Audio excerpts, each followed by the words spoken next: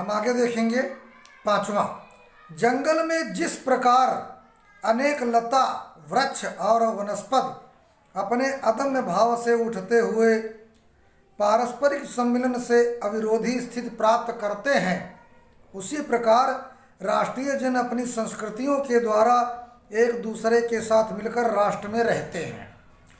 जिस प्रकार जल के अनेक प्रवाह नदियों के रूप में मिलकर समुद्र में एक रूपता प्राप्त करते हैं, उसी प्रकार राष्ट्रीय जीवन की अनेक विधियां राष्ट्रीय संस्कृति में समन्वय प्राप्त करती हैं। समन्वय युक्त जीवन ही राष्ट्र का सुखदायी रूप है। यहाँ पहला क्वेश्चन बनता है कि जंगल और राष्ट्रीय जन में क्या समानता है। तो उत्तर में आप लिखना कि जंगल और राष्ट्रीय जन में यह समानता है कि इनमें विविधता होते हुए भी एकता है। विभिन्न संस्कृतियों के मिलन की तुलना किससे की गई है? तो विभिन्न संस्कृतियों के मिलन की तुलना जंगल एवं समुद्र से की गई है। अदम्य और अविरोधी का शब्दार्थ बताइए। तो अदम्य का अर्थ है प्रबल या प्रचंड, तथा अविरोधी का अर्थ है विरोध न करने वाला। इसके बाद रेखांकित अंश की व्याख्या कीजिए। अब जहां जहां रेखा है उसकी हमें केवल व्याख्या करना, क्या कि समन्वय युक्त जीवन ही राष्ट्र का सुखदायी रूप है। तो हम हेडिंग डालेंगे रेखांकित अंश की व्याख्या। राष्ट्रीय संस्कृति अथवा राष्ट्र के अस्तित्व के लिए भाषा, धर्म, जाति, संप्रदाय आदि पर आधारित भेदभावों को विस्मृत कर देना चाहिए, भुला देना चाहिए, और पारस्परिक सौहार्द एवं विविधता में एकता की भावना का परिचय देना चाहिए। इस प्रकार की समन्वयात्मक भावना के परिणाम स्वरूप ही किसी राष्ट्र के नागरिक सुखद जीवन व्यतीत करने में सफल हो सकते हैं। इसके बाद बच्चों उपर्युक्त पाठ का शीर्षक एवं लेखक का नाम लिखिए। तो प्रस्तुत गद्यांश राष्ट्र का स्वरूप नामक शीर्षक से उद्धृत है तथा इसके लेखक वासुदेव शरण अग्रवाल हैं। अगला टॉपिक देखते हैं कि धरती माता की कोख में जो अमूल्य निधियां भरी हैं, जिनके कारण वह वसुंधरा कहलाती है, उससे कौन परिचित न होना चाहेगा। लाखों करोड़ों वर्षों से अनेक प्रकार की धातुओं की पृथ्वी के गर्भ में पोषण मिला है। दिन रात बहने वाली नदियों ने पहाड़ों को पीस पीस कर अगणित प्रकार की मिट्टियों से पृथ्वी की देह को सजाया है। हमारे भावी आर्थिक अभ्युदय के लिए इन सबकी जांच पड़ताल अत्यंत आवश्यक है। पृथ्वी की गोद में जन्म लेने वाले जड़ पत्थर कुशल शिल्पियों से संवारे जाने पर अत्यंत सौंदर्य के प्रतीक बन जाते हैं। नाना भांति के अनगढ़ नग बिंद की नदियों के प्रवाह में सूर्य की धूप से चिलकते रहते हैं। उनको जब चतुर कारीगर पहलदार कटाव पर लाते हैं, तब उनके प्रत्येक घाट से नई शोभा और सुंदरता फूट पड़ती है। वे अनमोल हो जाते हैं। देश के नर नारियों के रूप मंडन और सौंदर्य प्रसाधन में इन छोटे पत्थरों का भी सदा से कितना भाग रहा है। अतः हमें उनका ज्ञान होना भी आवश्यक है। तो यहाँ पर बच्चों उपर्युक्त गद्यांश का संदर्भ वही लिखेंगे कि प्रस्तुत गद्यांश राष्ट्र का स्वरूप नामक शीर्षक से उद्धृत है। इसके लेखक वासुदेव शरण अग्रवाल हैं। रेखांकित अंश की व्याख्या कीजिए। अब बच्चों यहाँ पर धरती माता की खोज में जो अमूल्य निधियां भरी पड़ी हैं से ले करके पोषण मिला है, इसकी व्याख्या करेंगे जहाँ जहाँ लाइन है।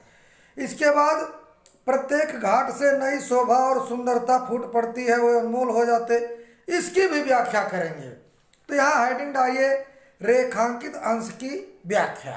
तो पहले ऊपर वाले पाठ का करेंगे कि धरती माँ के गर्भ में असीम मात्रा में मूल्यवान खजाना भरा पड़ा है। यह पृथ्वी मूल्यवान धातुओं का विशाल कोष है। अनेक प्रकार के मूल्यवान रत्नों को अपने में धारण करने के कारण इस धरती को वसुंधरा कहा जाता है। इस तथ्य से हम सभी को परिचित होना चाहिए, क्योंकि यही तथ्य हमें राष्ट्रीय भावना से जोड़ता है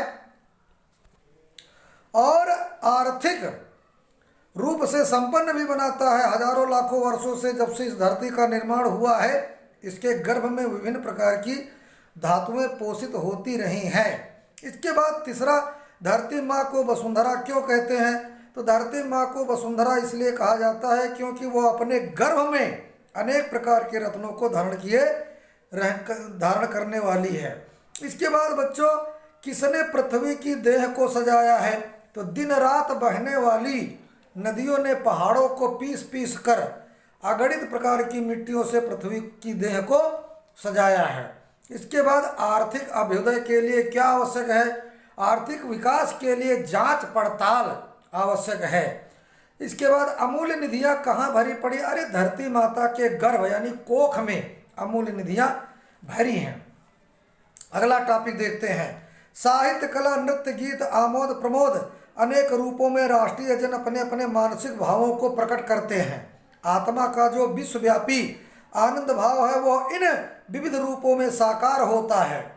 यद्यपि बाह्य रूप की दृष्टि से संस्कृत के ये बाहरी लक्षण अनेक दिखाई पड़ते हैं, किंतु आंतरिक आनंद की दृष्टि से उनमें एक सूत्रता है। जो व्यक्ति सहृदय है वह प्रत्येक संस्कृत के आनंद पक्ष को स्वीकार करता है और उससे आनंदित होता है।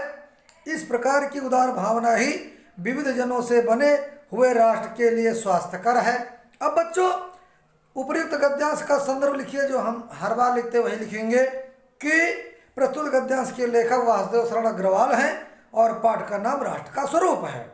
दूसरा क्वेश्चन बनता है, रेखांकित अंश की व्याख्या कीजिए। अब जहां जहां रेखा है उसकी हम व्याख्या करेंगे, है ना। तो यहाँ पर रेखांकित अंश की व्याख्या हेडिंग डालेंगे। हमारी बाह्य संस्कृति बाह्य रूप से भले ही भिन्न हो, अलग अलग हो, किंतु आंतरिक रूप से एक सूत्र में, एक धागे में बंधी हुई है।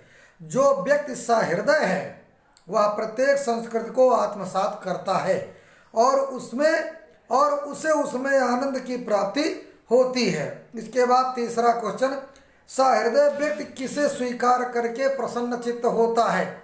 तो सहृदय व्यक्ति प्रत्येक संस्कृति को, प्रत्येक सभ्यता को ग्रहण करके आनंदित होता है। इसके बाद राष्ट्रीय जन अपने अपने मस्तिष्क, अपने अपने मानसिक भावों को किन किन रूपों से प्रकट करते हैं? तो यहाँ पर बच्चों, राष्ट्रीय जन साहित्य, कला, गीत, आमोद प्रमोद अनेक रूपों में अपने अपने मानसिक भावों को प्रकट करते हैं। इसके बाद प्रत्येक संस्कृति के आनंद पक्ष को कौन स्वीकार करता है?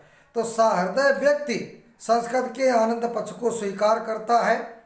यानी विश्वव्यापी आनंद का तात्पर्य है कि प्रत्येक संस्कृति को ग्रहण करना और आनंदित होना। यानी विश्वव्यापी और आंतरिक आनंद का क्या अर्थ है? इसका अर्थ यही होगा कि विश्वव्यापी आनंद का तात्पर्य है कि प्रत्येक संस्कृति को ग्रहण करना और आनंदित होना। मानसिक और स्वास्थ्यकर शब्दों के अर्थ लिखिए। तो मानसिक का मतलब होता है दिमाग से, स्वास्थ्यकर मतलब होता है लाभकारी या स्वास्थ्य के लिए आनंददायक। इसके बाद बच्चों, अगला टॉपिक है कि माता अपने सब पुत्रों को समान भाव से चाहती है। इसी प्रकार पृथ्वी पर बसने वाले जन बराबर हैं, उनमें ऊंच और नीच का भाव नहीं है। जो मातृभूमि के उदय के साथ जुड़ा हुआ है वो समान अधिकार का भागी है। पृथ्वी पर निवास करने वाले जनों का विस्तार अनंत है। नगर और जनपद, पुर और गांव, जंगल और पर्वत नाना प्रकार के जनों से भरे हुए हैं। ये जन अनेक प्रकार की भाषाएं बोलने वाले और अनेक धर्मों को मानने वाले हैं, फिर भी ये मातृभूमि के पुत्र हैं और इस कारण उनका सौहार्द भाव अखंड है। सभ्यता और रहन सहन की दृष्टि से जन एक दूसरे से आगे पीछे हो सकते हैं, किंतु, है ना, इस कारण से मातृभूमि के साथ उनका जो संबंध है और उसमें कोई भेदभाव उत्पन्न नहीं हो सकता। पृथ्वी के विशाल प्रांगण में सब जातियों के लिए समान क्षेत्र है। समन्वय के मार्ग से भरपूर प्रगति और उन्नति करने पर सबको एक जैसा अधिकार है। किसी जन को पीछे छोड़कर राष्ट्र आगे नहीं बढ़ सकता। अतएव राष्ट्र के प्रत्येक अंग की सुध हमें लेनी चाहिए। देखिए, पहला क्वेश्चन इसमें बनता कि माता अपने सब पुत्रों को किस भाव से चाहती है? तो माता अपने सब पुत्रों को समान भाव से चाहती है। इसके बाद बच्चों, अगला क्वेश्चन है कि राष्ट्र के प्रत्येक अंग की सुध हमें क्यों लेनी होगी? राष्ट्र के सभी अंगों को साथ लेकर चलना अनिवार्य है। किसी को छोड़कर कोई राष्ट्र आगे नहीं बढ़ सकता। इसके बाद सौहार्द और प्रांगण शब्द का अर्थ स्पष्ट कीजिए। सौहार्द का अर्थ है सच्चे हृदय वाला और प्रांगण का अर्थ है मैदान अथवा क्षेत्र, आंगन को भी कहते हैं। इसके बाद रेखांकित अंश की व्याख्या कीजिए। अब जहाँ जहाँ रेखा है उसकी हम व्याख्या करेंगे। हेडिंग डालो रेखांकित अंश की व्याख्या। पृथ्वी का विस्तार अनंत है। पृथ्वी पर निवास करने वाले असंख्य लोग हैं, जैसे नगर, जनपद, पुर, गांव, जंगल और पर्वत अनेक प्रकार के लोगों से भरे हुए हैं। इसके बाद पाठ का शीर्षक और लेखक का नाम लिखिए। तो पाठ का शीर्षक राष्ट्र का स्वरूप एवं पाठ के लेखक वासुदेव शरण अग्रवाल, है ना। इसके बाद पुत्र को समान भाव से कौन रखती है? तो माता पुत्र को समान भाव से रखती है। इसके बाद समान अधिकार का भागी कौन है? तो समाज में रहने वाले व्यक्ति समान अधिकार के भागी होते हैं। पृथ्वी पर किसका विस्तार अनंत है? तो पृथ्वी पर निवास करने वाले जनों का विस्तार अनंत है। इसके बाद अनंत और जनपद का अर्थ लिखिए। अनंत का अर्थ है जिसका कोई अंत न हो, अर्थात असीमित, और जनपद का अर्थ है डिस्ट्रिक्ट, जिला। धन्यवाद बच्चों। वीडियो लाइक करिए, सब्सक्राइब करिए, कमेंट करिए और इसी तरह से मेहनत करो जिससे इंटर में आपके टॉपर आओ, अच्छे नंबर आवे। धन्यवाद, नमस्कार।